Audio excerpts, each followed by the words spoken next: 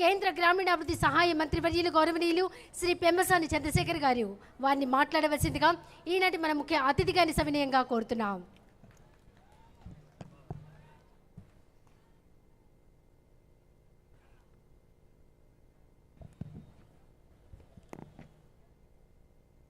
మాటలకు అందని భావాలకు ఊహలకు ఊపిరిచ్చే రూపమిచ్చే చరిత్రనిచ్చే చిత్ర కళాకారులకు శిల్ప కళాకారులకు రక్తంలో ఉత్సాహం ఆలోచనలలో కొత్తదనం నింపుకున్నటువంటి విద్యార్థులకు వేదికను అలంకరించిన పెద్దలకు నా హృదయపూర్వక నమస్కారాలు. కళ అనేది మానవాళి కనుగొన్నటువంటి అత్యంతమైనటువంటి ప్రాచీన భాష. మనుషులు మాట్లాడక ముందే ఆ రోజుల్లో చిత్రాలు గీశారు. అక్షరాలు పుట్టక ముందే తమ ఆలోచనలను రాతిపై చెక్కారు. వేల సంవత్సరాల ముందు జరిగినటువంటి రాజకీయ చర్చలు మనకి ఈరోజు గుర్తుండవు. అదేవిధంగా ఈరోజు మాట్లాడుతున్నటువంటి రాజకీయ చర్చలు కూడా వందల వేల సంవత్సరాల తర్వాత గుర్తుండవు. కానీ ఆ రోజు చెక్కినటువంటి శిల్పాలు కళలు ఈ రోజుకి గుర్తుంటున్నాయి. అదేవిధంగా ఇప్పుడు చేసేవి కూడా చరిత్రలో గుర్తుంటాయని చెప్పి మీ అందరికీ నేను తెలియజేసుకుంటా ఉన్నాను. కళాకారుడు అంటే ఒక జాతి సంస్కృతికి ప్రతిబింబం, ఒక సమాజ చరిత్రకు సాక్ష్యం, ఒక తరానికి వారసత్వం, అదేవిధంగా ఒక ప్రాంత సృజనాత్మకతకు ప్రతీక.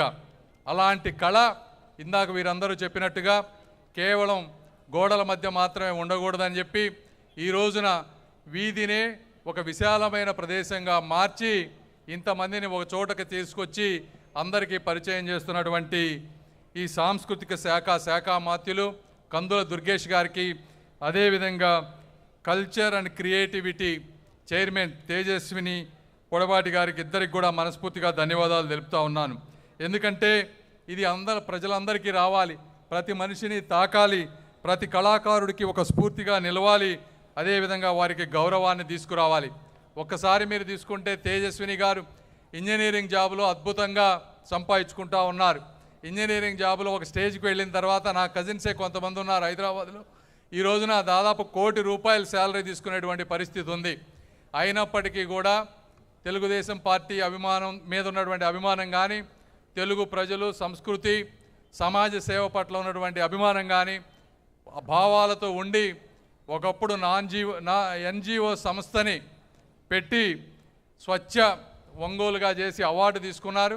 అదేటువంటి ఉత్సాహంతో ఈ రోజున ఈ కల్చర్ అండ్ క్రియేటివిటీ శాఖలో కూడా తీసుకున్నారు. అందులో ఎక్కువ బడ్జెట్ లేదు.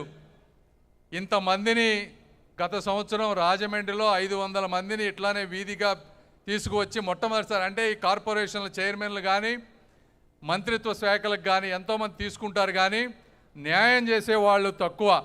న్యాయం చేయాలంటే ఒక డ్రైవ్ ఉండాలి, మనలో ఒక ప్యాషన్ ఉండాలి. సమస్యలు ఎన్నున్నా కూడా వాటన్నిటినీ కూడా ఓపికతో చేసుకురావాలి. ఈ విధంగా ఈరోజే చూస్తూ ఉన్నారు. యాక్చువల్గా ఈ ప్రాంతంలో ఈరోజు శంకర్ విలాస్ బ్రిడ్జ్ జరుగుతూ ఉంది, ట్రాఫిక్ ఇబ్బందులు ఉన్నాయి.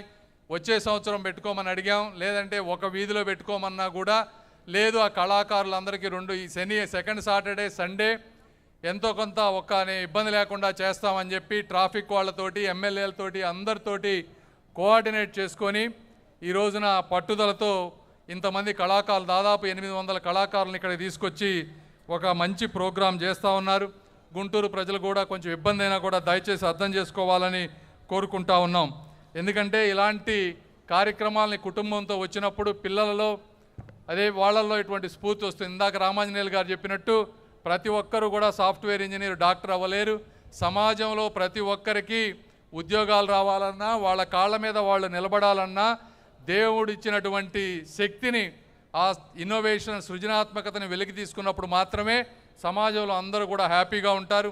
కళలు అనేవి ఎంతోమందికి పీస్నిస్తాయి, కుటుంబంతో కలిసి చేసేటువంటిది. కాబట్టి ఇలాంటి వాటన్నిటికీ గుంటూరు ప్రజలు వచ్చి ఇప్పుడు ఎండ ఉన్నా సరే సాయంత్రం వేళల్లో ఈ ప్రాంతానికి వచ్చి ఈ ప్రాంతం ఎక్కడి నుంచో వచ్చినటువంటి శిల్పకళ, జానపద కళలు, సాంప్రదాయ, ఆధునిక అన్ని కళారూపాలు ఒకే ప్రాంతంలో ఈ రోజున ఇక్కడ పెడతా ఉన్నాయి. అదేవిధంగా వాళ్ళు చాలామంది విద్యార్థులు ఉన్నారు, వాళ్ళు కూడా ఆర్టిస్టులతో కూర్చొని ఏ విధంగా నేర్చుకోవచ్చు. ఆ విధంగా చేసుకుంటూ ముందుకు వెళ్తూ కళాకారులకు గుర్తింపు, గుంటూరుకి ఒక గౌరవం తీసుకొచ్చే విధంగా, ఆంధ్రప్రదేశ్కి ఒక ఖ్యాతి తీసుకొచ్చే విధంగా ఈ కార్యక్రమం జరగాలని మనస్ఫూర్తిగా కోరుకుంటూ ఈ కార్యక్రమానికి విచ్చేసిన మీ అందరికీ ధన్యవాదాలు తెలుపుకుంటూ సెలవు తీసుకుంటా ఉన్నాను. Thank you.